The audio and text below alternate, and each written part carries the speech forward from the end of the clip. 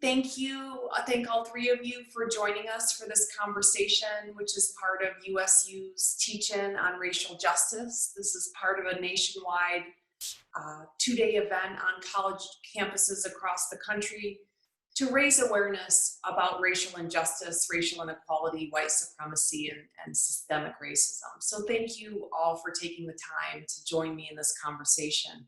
I'm joined by Dr. Angela Diaz, Assistant Professor of History at Utah State University, Dr. Amy Odum, Professor of Psychology, and Gonca Soyer, Adjunct Professor in Family, Consumer, and Human Development. So good afternoon, and thank you all for being here.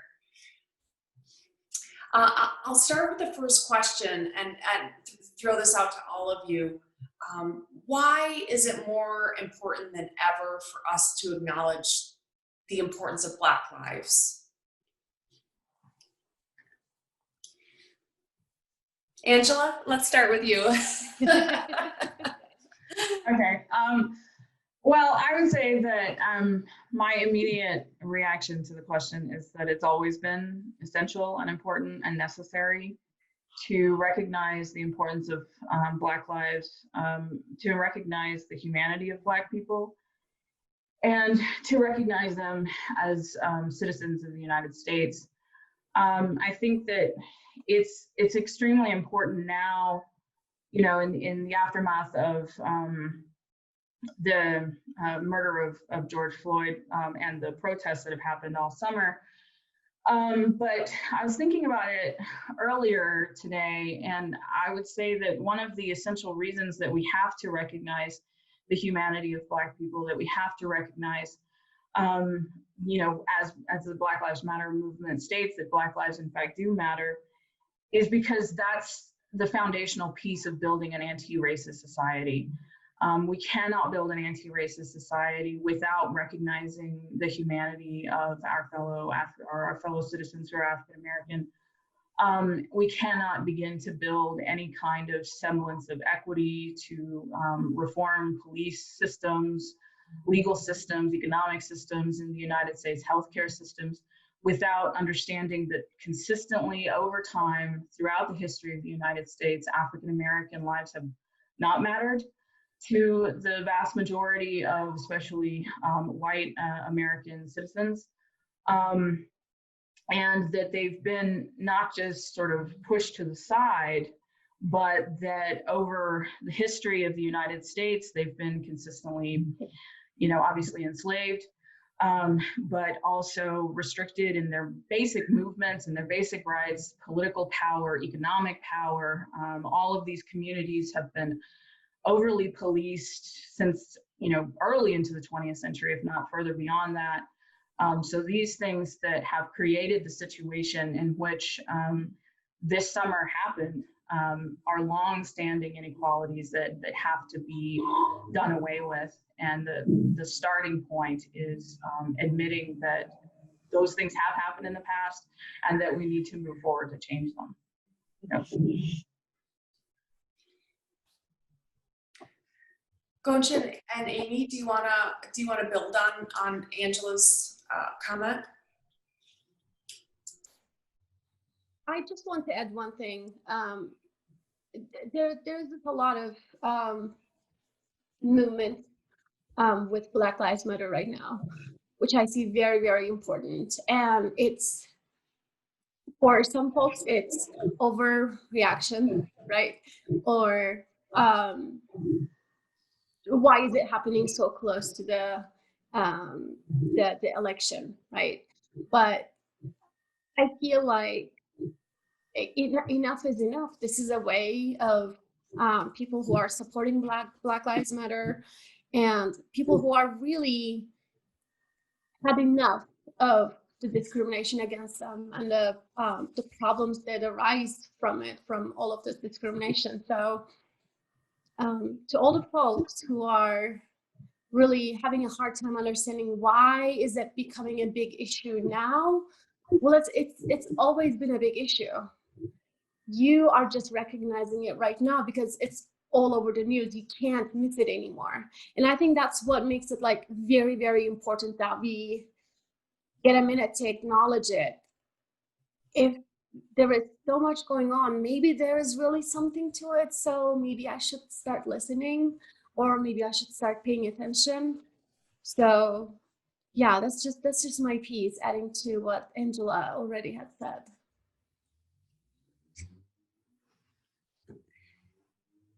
I think just to add to what Angela and Gonca have said, I think right now it's really important to stand up and say that Black Lives Matter, especially for me as a white person, because I think it is very easy to just go along in your life and maybe these things don't impact you directly. But now with all the evidence we have, because we all have personal video recorders in our pockets, now it's very, very difficult to deny the systemic problems and brutality and murder that have happened to Black people. And looking at all the statistics, that it backs all of this up, that these instances are just one instance of these underlying structural issues. And I think for white people, it's really important to stand up and to say that we want this country to actually have equity and justice that this country is supposedly founded on. We want those things to really come true.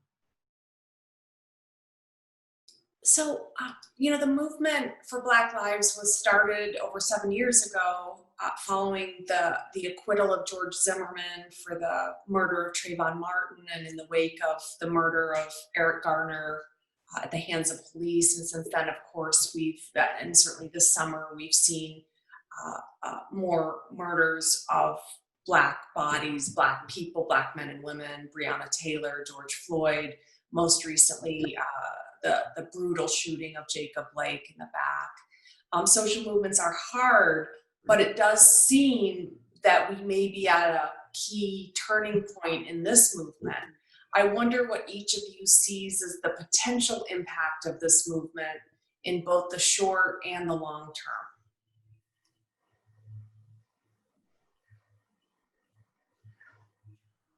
I can go again if you want.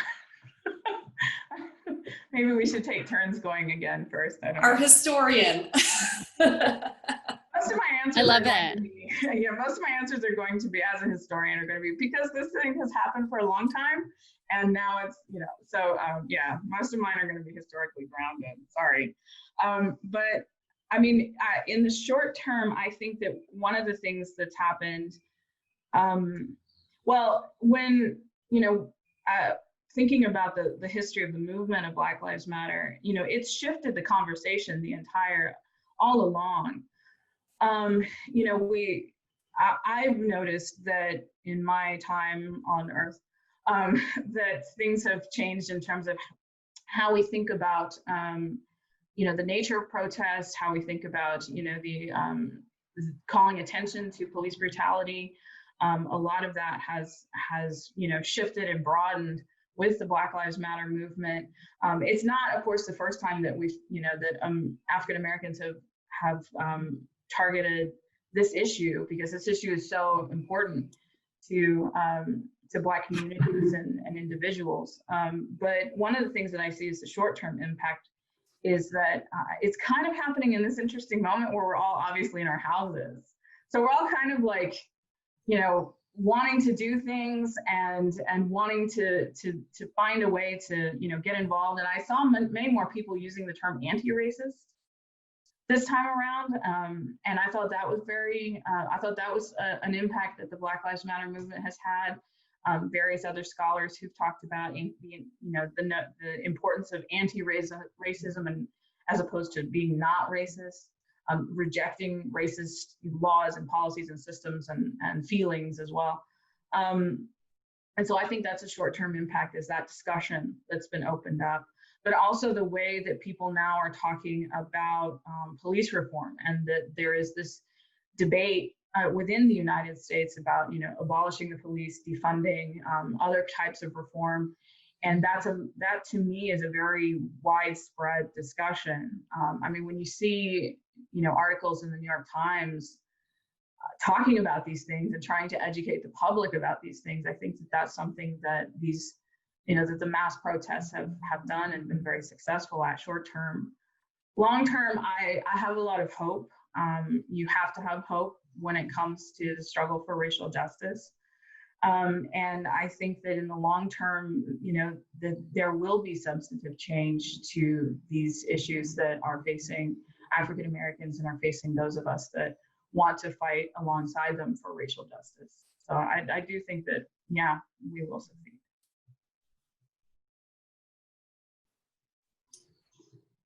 Gonca, do you want to add to that? Yes, I guess I'm going second. So what I want to add is basically going to build on what Angela already said. We're all in our homes, right? So there is this pandemic going on. So not everyone is comfortable going outside and attending the protests. So what has been provided so far, and I love that it keeps coming and coming. Black Lives Matter Utah chapter is one of the sources that, you can find these type of information is like, there are a lot of other things that we can do on top of attending the protests, right? So creating that environment, that this discussion, having the environment that is open to that discussion has been like one of the things that I've tried to do personally. And understanding what really means behind those words when we say defund the police, what does that mean? So understanding the impact of it, understanding the definition of it, and what Black Lives Matter is asking for us to do, and the federal government and the state government to do.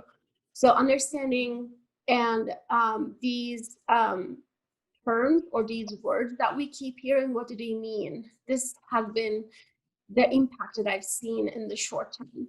And I think a lot of us started to think about, so if we're talking about systemic racism, how do we stop that? How do we take a step further to, not protest after the fact, but try to do something beforehand?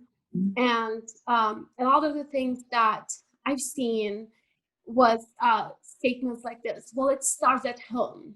It starts with your kids, and it starts in your own circles, own personal circles, or the crowds that you are able to have an influence of, or that you are a part of. So looking at different TV shows, looking at different documentaries, the books that we can provide for our children, or in the academia.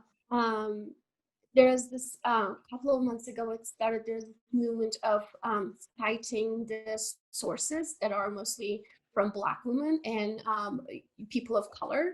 So supporting them so that we are changing the way we cite, that we are changing the way we are gathering our facts, and including that diversity that we are so proud to have, right, as a country, and really embedding into our not only daily lives but also our academic life. So I think what these protests in the past couple of months have provided is that the fact that people are talking about it, even though they're mad, they're talking about it. So it's like mission accomplished. But taking that to one step further. So what do I do if I'm home? What do I do? How can I support? And being able to have those sources provided by other people, groups, and your friends, and really moving on to what you can do and really focusing on what you can do to change that dynamic, change the discussion that we have. I think that's going to have a lot of benefits in the long term. And the reason that it's going to have a long-term effect is that because we're doing these like little, very small changes right now, and we're going to see the ripple effect of those in the next 5 years, 10 years. Hopefully not that long. Hopefully we'll see something sooner, but we're going to see those changes because we have the ability to educate the young minds, educate our children, and they are going to take the torch to fight racial injustice, right? So I'm really, really hopeful, both in the short term and the long term that these protests and discussion about police reform and all the things that are related to racial injustice is bringing to the picture right now. Thank you, Gonca. Both Angela and Gonca mentioned hope, Amy. I wondered from your perspective about hope and the short and long-term impacts of the mobilization, nationwide mobilization around Black lives. Yeah, thank you. I definitely agree with everything Angela and Gonca have said. And so just to focus in on hope, I think that, you know, in the short term, it seems like everything is much more chaotic, perhaps, or difficult. And I think that's what happens in a society when you're experiencing these large scale shifts in our perspective. You know, all of a sudden, the things that we just took for granted and were able to just kind of sail along as a white person, those things are now being questioned. And so in the short term, I think it can be very uncomfortable and for some people even alarming to see these changes. But I think in the long term, I am very hopeful that when we see this level of profound questioning and thought about what our society is based on, and we think about our ideals as Americans, these are very American ideals that we're trying to institute through these changes. So justice and equality for all, equity, this is what this country is about. And as we go through the history of our country, we can see, hopefully, across iterations, these periods of awakening for the white majority, and then moving to a better approximation of equity. As hopefully we do this across time, then we get closer and closer to those American ideals. Thank you, Amy. Doc Rivers said something really powerful last week. You know, he said, you don't have to be Black to be outraged. You just have to be American. And I think it's the incongruity between those ideals and the reality that he was responding to. So one of the things that we've seen since the kind of really resurgence of mobilization this summer is a backlash. There's been a vocal and I would say very violent backlash to this movement. Why do you think acknowledging Black lives and their importance and significance is so polarizing? Why is this controversial? Why is this even political to say that Black lives matter? And Angela, I think you're up. I mean, there are several ways that you can attack a question like that. I mean, it's an excellent question. From the historical perspective, Black people fighting for racial justice and for their own liberation has always created a backlash. And that backlash has always been violent. You know, straight back to slave uprisings have always been put down with almost twice as much violence as they used. I mean, that's not like a statistical figure, but it's sort of, you know, usually the law enforcement or the state enforcement through militias and what have you, and the army, policing and stuff has always kind of come down pretty hard on people who try to change this structure of white supremacy that exists within the United States. And that structure is not just racial slurs. That structure is, like a lot of people have said, systemic. What that means is that it's this notion that white people white Americans should be at the center of American life, American economy, American culture, American society and politics and power. That idea is the center of white supremacy, and it's filtered into sort of the groundwater, right? It's filtered into all different aspects of American society throughout history, and that's the main thing that people have been pushing against. Black people, but also, you know, other people of color, white people who are their allies. And, you know, one of the things that's built into white supremacy is this notion that it's almost as if it's not just the right of armed white men to, you know, protect the family, protect the home, but it's almost as if, especially in the 19th century that I study, but also the 18th century, it was baked in, it was sort of like, you know, created as a part of their identity that they do this with arms. And so the villain in the story is Black people rising up. And that is sort of like the bedrock origins of, I think, the backlash and where that comes from. And you can see this backlash happen, this extremely violent backlash happen, you know, the civil rights movement, the number of civil rights leaders that were murdered or shot, attacked, the fact that they were attacked pretty consistently in a lot of the marches and protests that happened there. You know, these are happening, I think, in part because of this long history of you know, this need to maintain white supremacy, but also because, you know, when I talk about like this, the end of the Civil War to my students, this is really long, I'm sorry, but anyway, so when I talk about the end of the Civil War to my students, one of the Please things take your time. This is why we're here. Absolutely. So when I go back to the end of the Civil War, which is the main bread and butter thing that I study, and I talk about this moment, you know, this end of the Civil War with my students, I'm like, look, one of the things that's going to happen in Reconstruction is that most white people in the 19th century cannot fathom a world in which they do not have control over Black people. And they do not have control over the movement of Black people, the labor of Black people, what they say, what they do, all of those things, because they have existed in a world where they have had that control. Some white person has had that control over almost the entirety of the white population. And so that's one of the things that you know, hampers Reconstruction, which is this period when, you know, people try to reconstruct the United States, and you have the 13th, 14th, and 15th Amendments, which are, you know, outlawing slavery, voting, citizenship, all of these things are defined.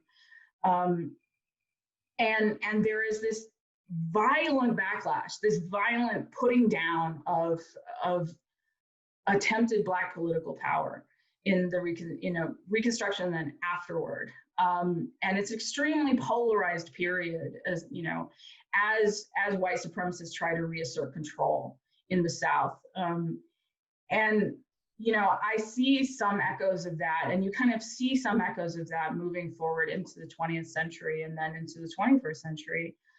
And part of the reason today I think that it's happening is because, you know, there are political leaders who are egging this on. I do think that that's what's happening. One of the things that, you know, when you make excuses for violence, you know, a violent reaction or manipulating how it is that Black people are fighting for racial justice, you know, what you're doing is trying to decenter that movement, because what that movement is doing is saying this, you know, this notion that the white experience and white supremacy should be at the center of American life is, you know, the Black Lives Matter movement is saying that's not correct, right? That's not equal. That's not what equality means, to go back to what Amy said about the values of America, or the values of instilled in the Declaration and the Constitution.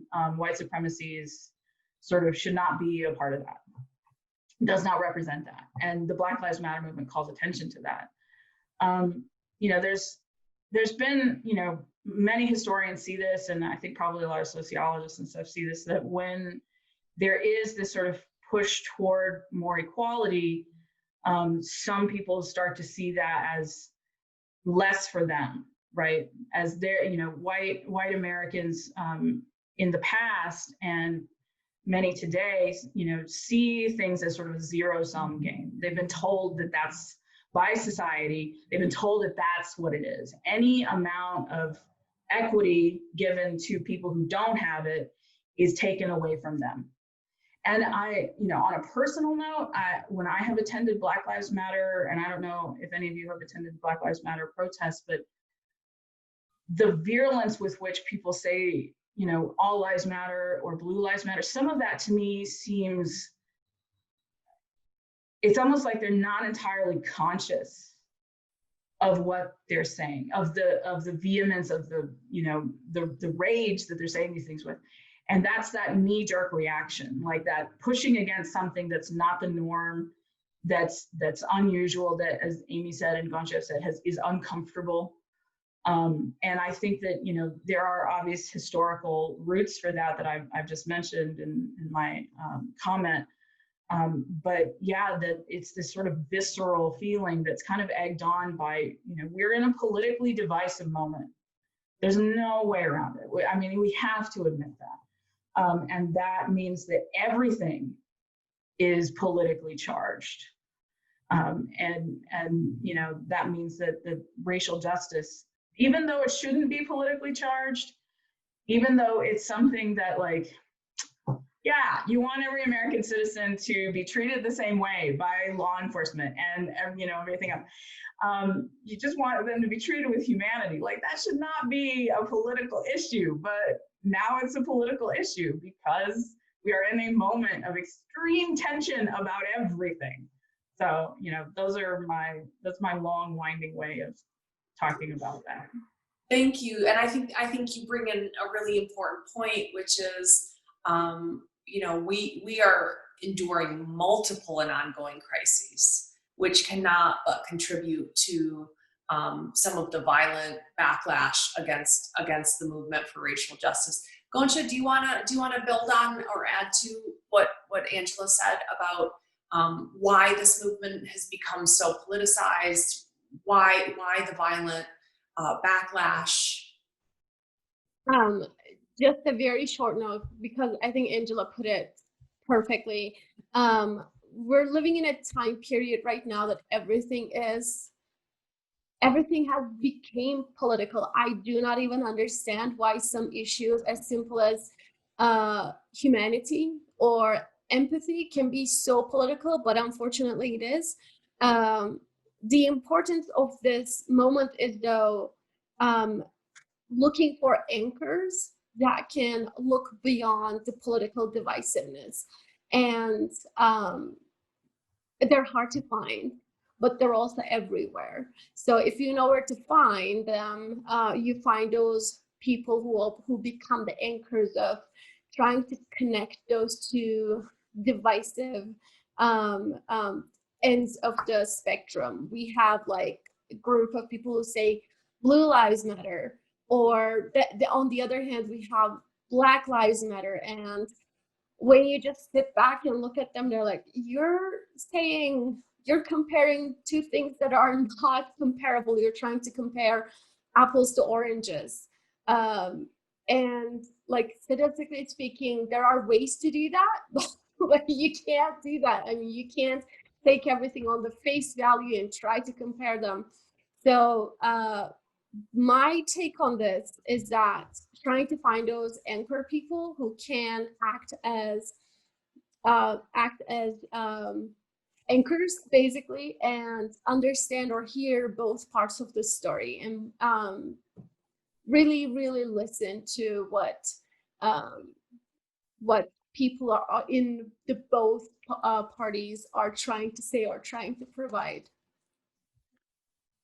So Amy, I know that when we experience crisis, there's a tendency to kind of retreat to our own tribe and to exaggerate the us versus them boundaries between us and others. How do you understand the kind of politicization of Black Lives Matter and the backlash? Well, I think that it is very difficult at times to understand it. And so I think that maybe, as Gonca mentioned, trying to understand the perspective of others, and if we could understand where that backlash is coming from, then maybe we could help to heal some of these divides among Americans. But I think that maybe one part of it for white people is this fear that your successes, that the things that you have materially and the things that you have in your professional life or your family life, that in some way, there's something about this that you got not because of your own merit. And I think that's very threatening and very frightening for people too. And I think that for a lot of people, I mean, for many of us, maybe when you first hear something very threatening and frightening, your first tendency is to push back against it. It would be easier if it just wasn't true. And I think that it takes a lot of bravery and a lot of opening yourselves to discomfort to hear that, oh, maybe part of the reason that I have what I have is because of the color of my skin. And what does that mean about me and my value? And it requires you to question lots and lots of things. Some of your core assumptions about yourself. And of course, I want to be clear that in this moment, because one of the areas of backlash is to say, you know, well, I'm a white person and I've had it hard too. And that's definitely true. Some white people have had very, very difficult lives and have experienced injustice, but those things didn't happen to them because of the color of their skin. And that's the basic difference, I think, is that we're saying, what are those things in your life that maybe were easier for you because of the color of your skin if you're white? And I feel like if you read and think about it and open your eyes, you'll start to realize there are a lot of benefits that you have, even very small everyday benefits like not being followed around in a store when you're buying something. And as psychologists, we've started to understand more and more the damaging effects of what are called microaggressions, which may or may not be a good term, but it's the one we've got. It's like not being hit physically, but maybe verbal slights or things like that. And people have actually studied the physical impact of these things, that they increase cortisol, stress hormones, and things like that. Like you can see the health impacts of everyday garden variety, low level racist problems in the US. You see this on people's health. And so I think as a white person, it's just one of the reasons it's so polarizing is because the tendency is to just go like, la, la, la, la, this is not happening. This is not why my life is the way it is. I think that's the health impacts are really vital, particularly as we've discussed that this inflection point around racial injustice is happening, is overlapping with the COVID-19 crisis, which I think has really laid bare the tremendous health disparities by race and ethnicity in this country. I listened to an interview recently where a speaker said, you know, COVID doesn't know your race. But what we're seeing is the disparate impact of health and health institutions and you know, other factors that are putting Black and Indigenous and Latinx communities at greater risk. So, you know, I wonder, this maybe builds off the last question about misconceptions about what Black Lives Matter means. You know, I just spoken with Lex Scott, the leader of Black Lives Matter Utah, and she was talking about the summer camp that they organized for children. You know, the ski lessons that they organize, the Black History Museum that they're building, and the tremendous commitment that she and others have had to building partnerships with law enforcement. Mm-hmm. That's not the image that we see in the media. The media has portrayed the movement in some ways very differently. What do you think is the biggest misconception about this movement right now? I mean, I would say that probably the biggest misconception, you know, you can see it in the, like I said, the visceral reaction against it, the pushback against it, is that, you know, the talking points of all lives matter or blue lives matter. A friend of mine said that their neighbor had a Black Lives Matter sign in their window, and that almost daily somebody yells at the house, not at the people in the house, but at the house and the sign, all lives matter. And I think that that's probably, so I think that there's a couple things that are going on. And yes, these have happened with the civil rights movement, with Black Power. Oftentimes people think like the Black Power movement of the 1970s was tantamount to white power, or I've even heard people say that the Black Panther Party for Self-Defense is exactly like the KKK. It's not, and it's, you know, and I can go into why, but I don't know if we have that kind of time. This is something that has consistently happened, is this sort of like manipulation of what it is that these racial justice movements are actually doing and trying to achieve. And the All Lives Matter slogan is a way to push back against this, the Black Lives Matter hashtag and movement, by claiming that, you know, this phrase Black Lives Matter, you know, is either trying to supplant, you know, all lives, or is trying to say that, you know, Black Lives Matter more than other lives. And that's not the point of the movement. That's not the point of the phrase Black Lives Matter. The reason people are, you know, started to say that, like you said at the very beginning with the murder of Trayvon Martin, and then the continued, and the acquittal of George Zimmerman, and then the continued violence against Black people, is that, you know, saying that reminds people that historically, again, these lives have not mattered in the same way that others have.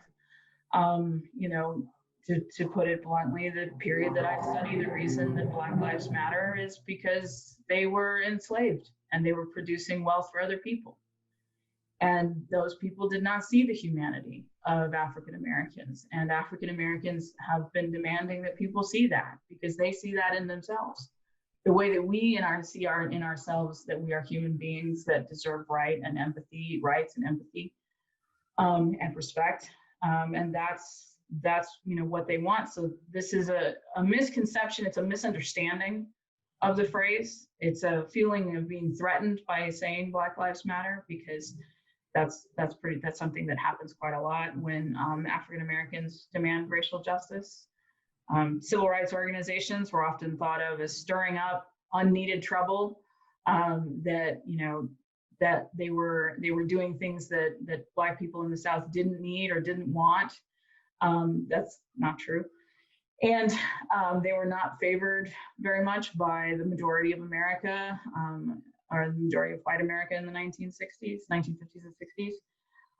And, you know, there's similar tension around this phrase Black Lives Matter. I think that it's also a willful manipulation on the part of the far right and white supremacist organizations, that they want to make the movement seem as though they're trying to, you know, replace white people. In the Charlottesville, when we go back, think back seemingly a million years to the Charlottesville, you know, there's these reaction is this, you know, idea that white people will be replaced, that white people are being replaced. And that's, you know, that's not the goal of this movement. And that's not been the goal of the civil rights movement or any of these other racial justice movements. But certainly the sides who are invested in maintaining this unequal system are going to try to manipulate the story. Newspapers, I mean, you know, and media, if it's sensational, if it's spectacular, especially these days with the notion of clickbait and clickbaity titles, it's going to get more news, and that means that they're portraying a certain narrative. And I think recently there was a study that came out that said like 90-something% of the protests have been peaceful. And, you know, so that's something we have to think about when we think about the story that's being constructed around that drives a lot of these misconceptions. And sometimes it is willful ignorance. Sometimes it is, I don't want to know about that. As Amy talked about, pushback against something that's different or strange or uncomfortable. I don't want to know what that is, so I'm just not gonna investigate.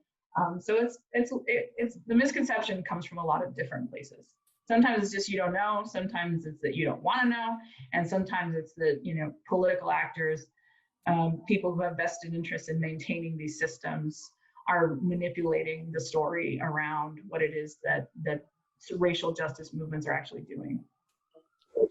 Yeah, like you, I share the concern about the growing construction of this movement as a violent movement because it flies in the face of empirical reality. And yet at the same time reinforces that certain notions about what racial justice movements are and what they're about. But I do also want to say that, violence, riots come from somewhere. They come out of a frustration with things. You cannot continue to restrict whole groups of people, over decades, and there not be a breaking point. That breaking point has been, or that pressure has been released through mass protests, through calls for reform and change.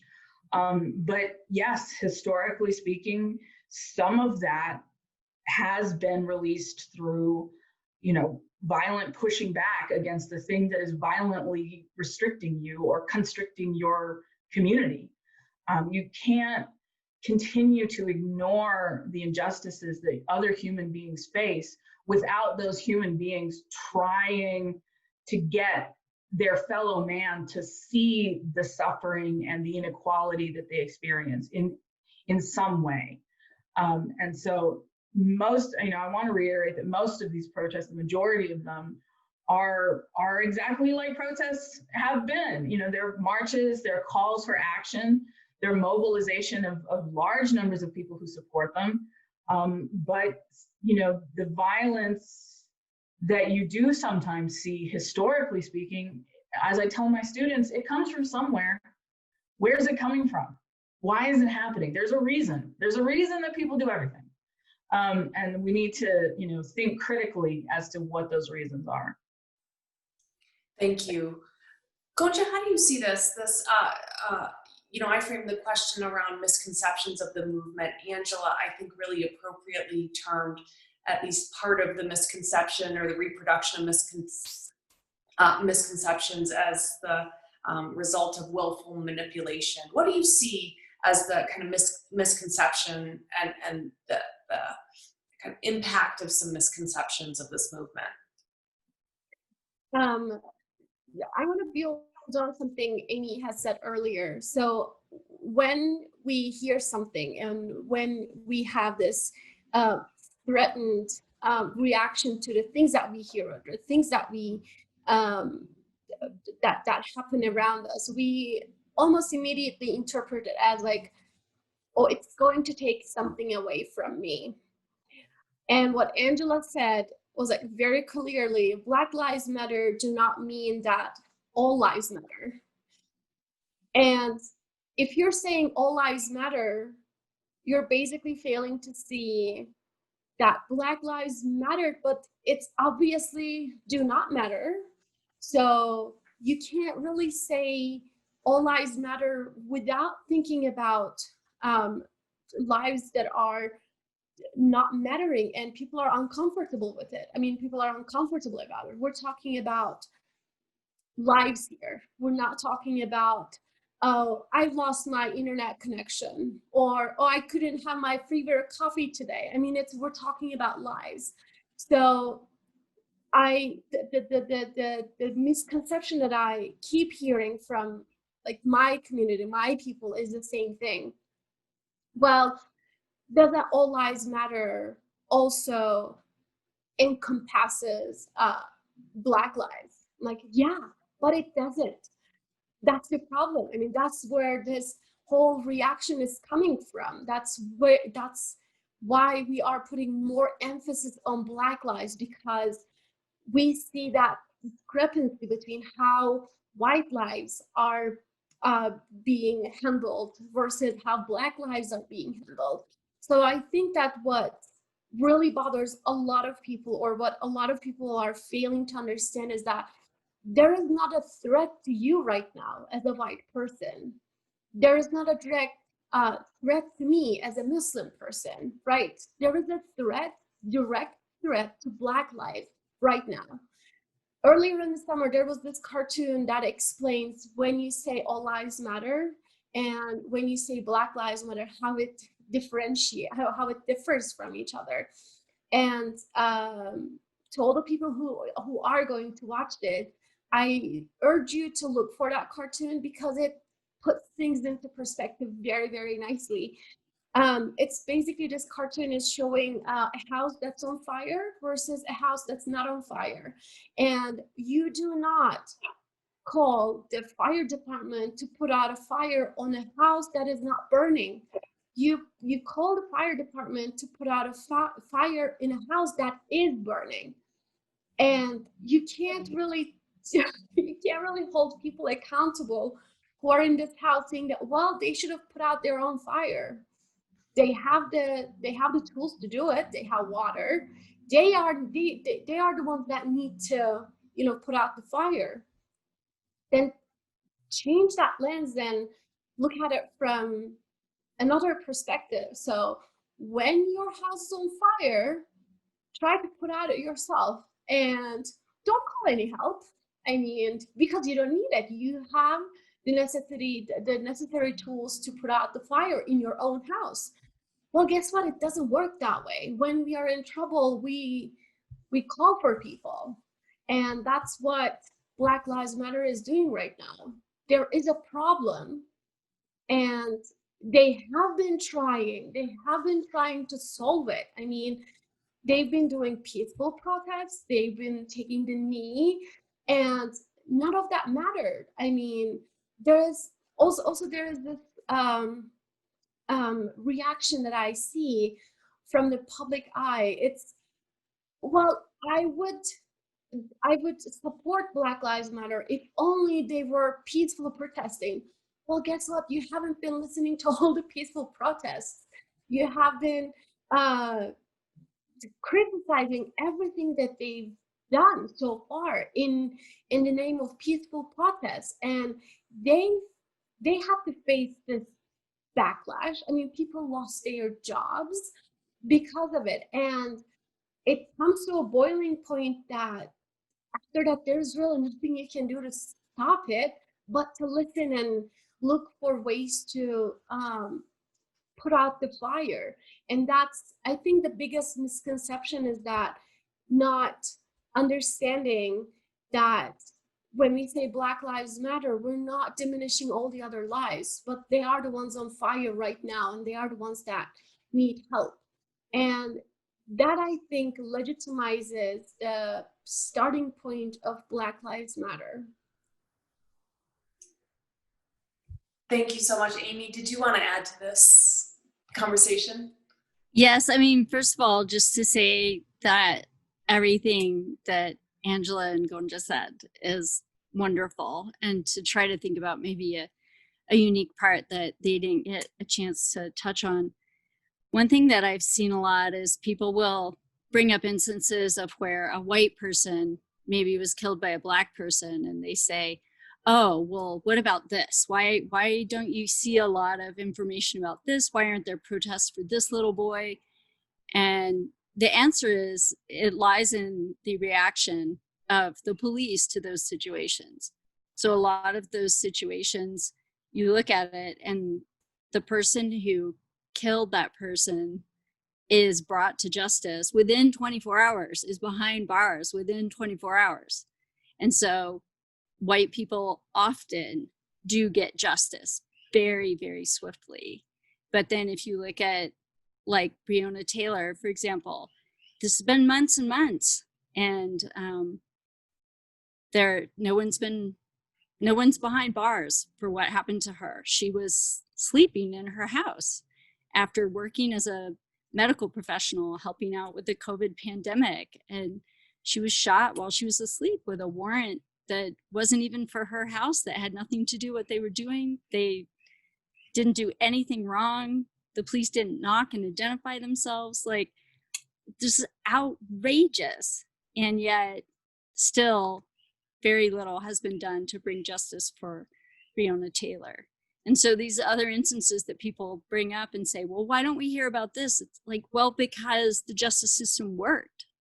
That's why we don't hear about it. It's not just that we're protesting that Black people are being killed. We're protesting the lack of justice.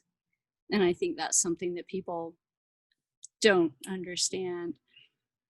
Definitely, as Angela said, if you protest for Black lives, you will get screamed at. Every time someone screams, all lives matter. And it's hard to understand, I think, because Black lives are a subset of all lives. So if you're saying all lives matter, why do you say that as if it contradicts Black lives matter?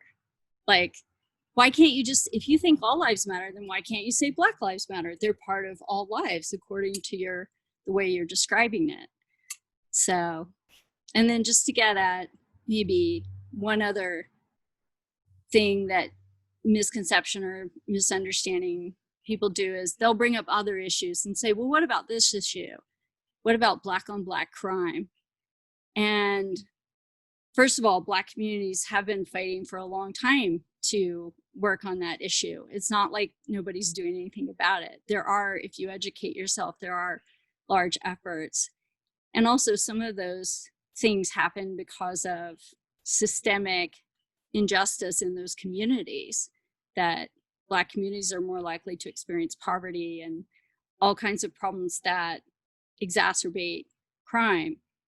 We could also ask, what about white on white crime? White people kill a lot of white people. White people are more likely to be killed by other white people. It's because of segregation in our country. You're more likely to be killed by someone you know. And you're more likely, if you're killed by someone you know, that that person is the same ethnicity or race as you are. So it's really, there are a number of these issues that get brought up as if they're invalidate Black Lives Matter. But if you educate yourself and think through them and look at what people have said, you'll see that, in fact, they don't invalidate the point. They actually make it stronger. And I want to emphasize that, as Angela said, the vast majority of protests are peaceful. And Black Lives Matter Utah, like Scott explicitly says, Black Lives Matter has peaceful protests. They do not support any kind of violent protest. So thank you so much. And to pick up on your point, Amy, about educate yourself, one of our goals with the TeachIn is to bring some of these national issues home to our campus community and our Logan community. So starting with Amy's point about educate yourself, what are some ways that our campus community and our larger community, particularly students, can begin to be involved or to support the movement for Black lives? I mean, I would say that, yes, education is one of the really important things we can do. There are lots of resources that are very, that you can find pretty easily. Just if you Google anti-racism or anti-racist resources, we have resources here. And, there are classes that you can take on campus. We in the history department have history of Black America. I think Dr. Ross Peterson is has also created a class about inequality and African Americans. I teach a Latinx history class, and that's not necessarily Latinx people also face a significant number of inequalities, significant amounts of police brutality, and that are somewhat similar, and that are connected to the sort of fight for racial justice for African Americans. So education is, I think, one thing that people can do. Reading a lot of, when the protest started, some of my friends were talking, would say things like, well, you have to do the work. And I'm sure a lot of people have heard this phrase, do the work. And the work is both external and internal. a commitment to an anti-racist society means a lifelong commitment. It's a lifelong commitment of internal work that you do with yourselves to root out racist ideas and racist perspectives that we've, that we've grown up with over time. And I often talk about that with students. I'm like, you didn't, these ideas didn't come from, you were given these ideas pretty much from the beginning. We grew up in this society, but it is our responsibility to question some of those perspectives and to try and really take a long, hard look, and to also recognize that you're not going to attend a protest, you're not going to read a book, you're not going to, vote for the anti-racist candidate and then just be magically anti-racist forever. And society is not going to be magically anti-racist forever after we reach a certain point. It's always something that we have to work towards. And that's why I say it takes a commitment to doing the work. And other people have said that as well. So education is one thing, talking to our own communities, our own family. One of the things that happened amongst, Latinos, Latinx people, is that we've had a discussion, that there is a discussion out there to be had amongst the Latino community about colorism, light-skinned Latinos versus darker-skinned Latinos, Afro-Latinos. Light-skinned Latinos tend to have, privilege that darker-skinned Latinos don't have. They tend to have better-paying jobs. They tend to have higher education. Across the board, their lives tend to be, privileged in a way that Afro-Latinos, people who are both Black and Latino, they don't have access to those things on the same level. And those are conversations that, honestly, I have just only started to have with myself. And so, even those of us that are professors who do this stuff, we have those conversations with ourselves all the time. We have to educate ourselves all the time. But I also think one of the very pragmatic things we can do is to learn more about how our law enforcement system and our judicial systems work in our own communities, in our own states and local communities. I think that's important. I tell my students, I'm like, if you want to take on the man, you have to know what the man says first. You have to know how the man works first. Like, you have to know how these things work. Local government, how it works, what it's doing for you, who your city council people are. All of those things are actually anti-racist things to do, to learn about that stuff and to, make anti-racist policies a really important thing for you in terms of policy. We're going back to the political division, but both Republicans and Democrats and independents can all say, I want candidates who are going to want to make things anti-racist. And I want to vote for those candidates. And there are Republican candidates you could vote for, and there are Democratic candidates. But being politically involved, I think, is really important, just in general. And so those are some of the things that I think our students and staff and us faculty can all do. And also just keep having these conversations, make this a part of our sort of lifetime educational goals. So, thanks. Thank you. And I so appreciate the point that we all have a lot of self-education to do. We all have a lot of learning, and that it's a lifelong commitment and process. What about you, Gonca? What do you see as kind of the most important steps we can all be taking in our community to promote anti-racist policies and to support the movement for Black lives? I agree with Angela. If we are criticizing something that is not working or that we see as it's not working, it's really, really important to learn how it actually works and find those discrepancies where it doesn't really apply to all people and where it actually makes a difference. So as a faculty member,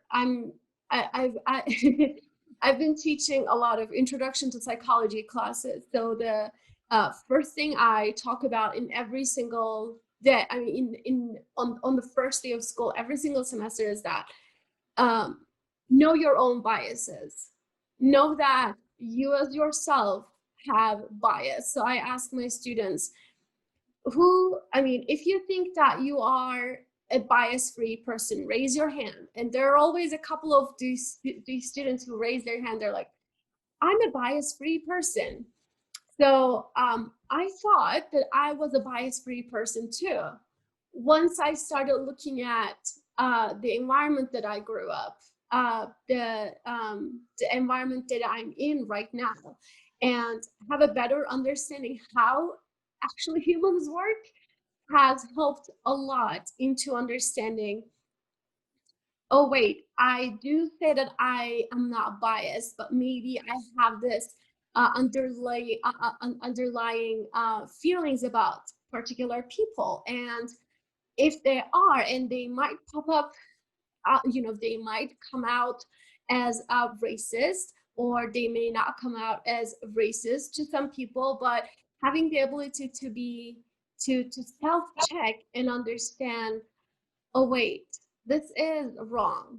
Like it doesn't have a big impact because I'm not preaching about it, I'm not talking about it, but to myself, to my own understanding, it has an effect, and it influences the way I interpret things around me. So having that, accepting that we all have biases and starting to work from there, I think is very, very helpful. It helped me as a person, as a faculty member, to understand some of the issues that we are facing on campus, or I personally face in, during everyday life.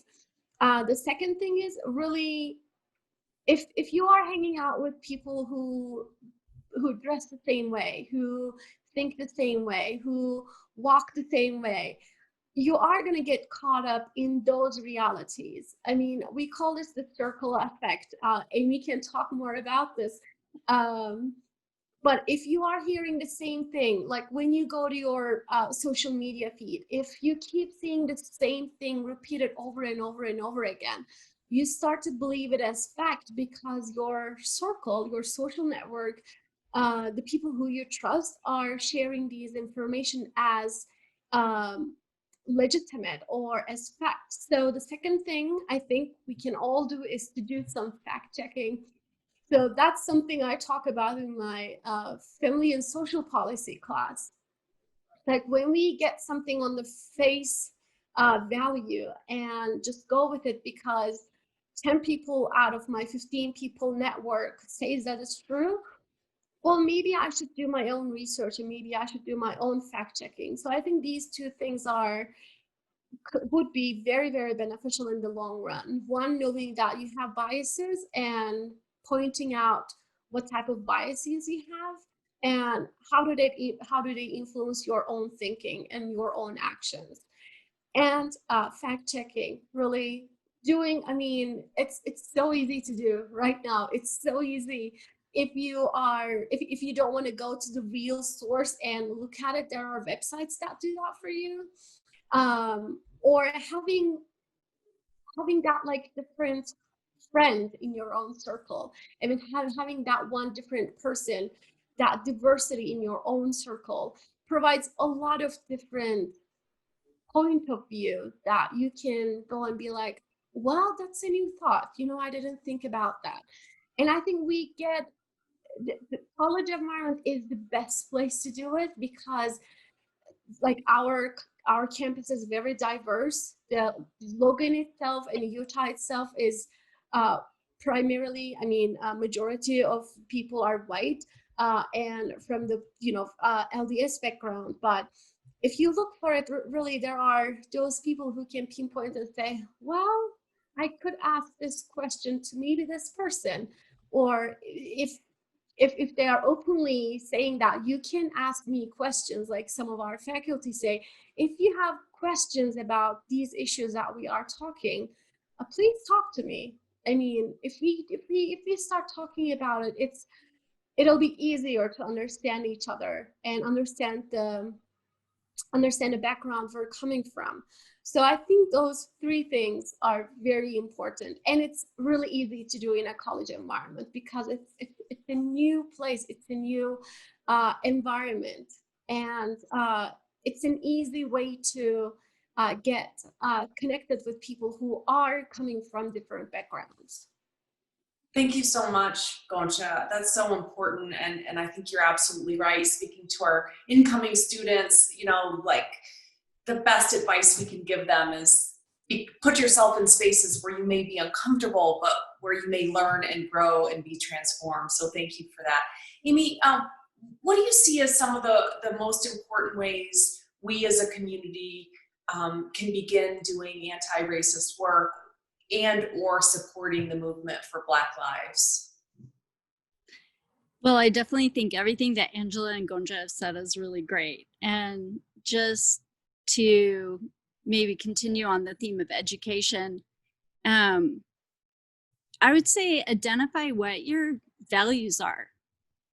Do you value, you know, liberty and justice for all?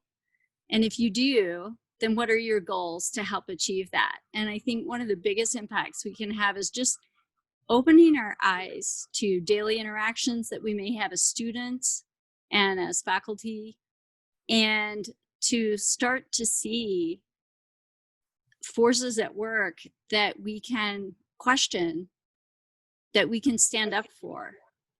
And activism or trying to work on social justice is not a one-size-fits-all kind of thing. Like, you can pick a way that feels right to you. Maybe not everyone's comfortable protesting for multiple reasons right now. And so, but if those are your values, if you value equality, if you think everyone should be treated with justice, then what is a way that you can work on that in your life? And there are tons of resources. This, you know, just Google how to be an ally. And I think one of the biggest ways, as Gonca has mentioned, is listening. And instead of trying to filter everything from your perspective, try to actually listen without thinking about how am I going to counter argue or whatever it is. Just, your job is just to listen. And maybe all you say at the end is, wow, I'd never thought about it like that. And that's a great step on your path. And maybe that's the right step for you right now. It's just being like, huh, I hadn't thought of it like that. I love that. And, you know, I appreciate all of your input. I appreciate the conversation. Like Angela, I think one of the things we can do on our, you know, in terms of our campus culture is continuing to revisit these questions and continuing to talk to each other and continuing to have dialogue about where we are, where we want to be, and how we get there.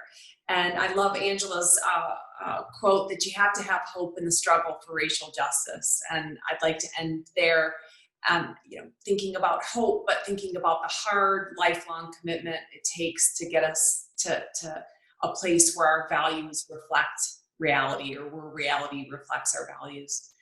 Thanks to all three of you. I so appreciate your participation in this conversation. There's not too many things I enjoy more than talking to really, really smart women. You've given me that opportunity, so thanks for that. And I look forward to future conversations with you. Thank you. Thank you. Absolutely the same feeling.